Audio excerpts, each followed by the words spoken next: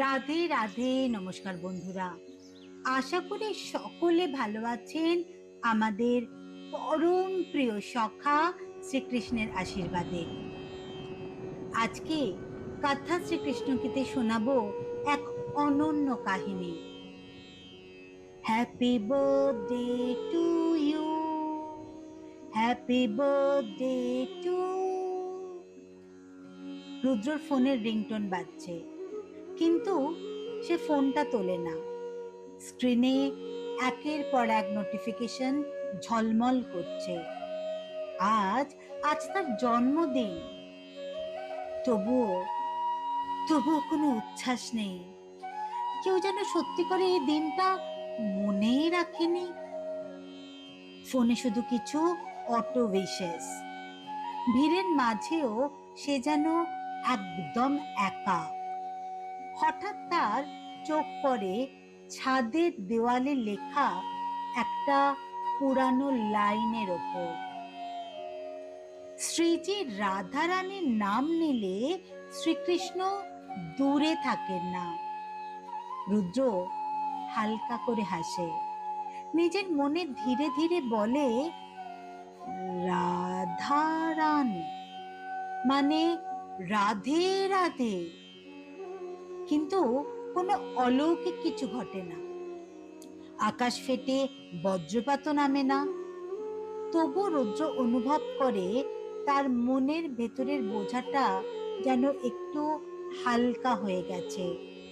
মাথার ভিতরে চলতে থাকা অগণিত অযথা শব্দের কোলাহল যেন কমে এসেছে। মনে হয় যেন কেউ নিঃশব্দে এসে তার পাশে বসে পড়েছেন। সে আবার বলে, রাধে রাধে। হঠাৎ তার ঠাকুমার কথা মনে পড়ে।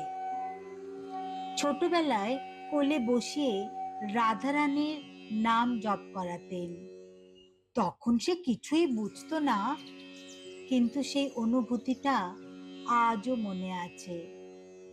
আজ রাতে সেই একই অনুভূতি যেন ফিরে এসেছে।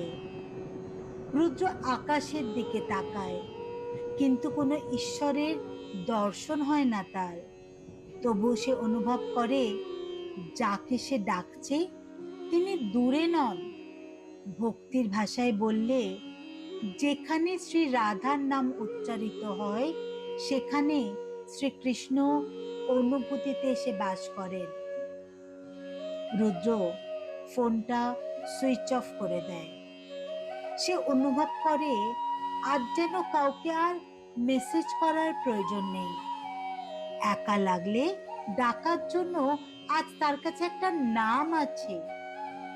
সেই রাতের পর থেকে যখনই রুদ্র ভেঙে পড়ে, চুপচাপ বলে, রাধে রাধে, রাধে রাধে। আর সেই নামের পর কোনো নোটিফিকেশন ছাড়াই তার মন শান্ত হয়ে যায়। আজ এ পর্যন্তই তাহলে বন্ধুরা। এরকম আরো এমন শ্রীকৃষ্ণের অন্তরছোঁয়া গল্প পেতে লাইক, শেয়ার এবং সাবস্ক্রাইब করুন কথা শ্রীকৃষ্ণকে, যেখানে कृष्ण बानी কথা বলে आधुनिक জীবনের ভেতর দিয়ে। और अगर आप ऐसे ही श्री कृष्ण स्टोरी हिंदी में सुनना पसंद करते हैं तो प्लीज स्टे कनेक्टेड विद लीला राधे कृष्ण की यूट्यूब चैनल। কমেন্টে লিখে জানান আপনার জীবনে শ্রীকৃষ্ণের প্রভাব। ভগবান শ্রীকৃষ্ণ আপনাদের সকলের জীবনে আলো, শক্তি ও ভালোবাসা দান করুন, এই প্রার্থনাই জানাই। সবাই ভালো থাকবেন, সুস্থ থাকবেন। নমস্কার। জয় শ্রীকৃষ্ণ।